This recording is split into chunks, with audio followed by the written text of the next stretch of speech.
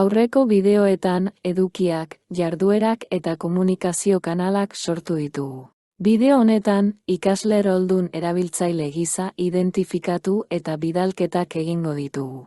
Ez dugu erabiliko erabiltzailearen menuko aldatu rola aukera izan ere, lehen esan bezala, funtzio honek itxuraren inguruko kontuak egiaztatzeko balio dezake.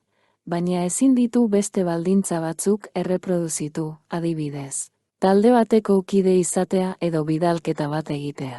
Beraz, kredentzialak dauden ikastaroaren orrira sartu eta sarbide datuak hartuko ditugu. Proben gunean sartzen gara irakasle erabiltzailearen saioa itxi ondoren edo beste nabigatzaile bat erabiliz eta horrela saio biak aldi berean mantentzeko. Orain, ikasle ikuspegiarekin aldera dezakegu, eta ikus dezakegu nola erakusten den aurreko bideoetan osatu dugun unitate didaktikoa. Bideo honetan ez dugu pausoz pauso erakutsiko bidalketak nola egiten ditugun, luzeegi izango zelako.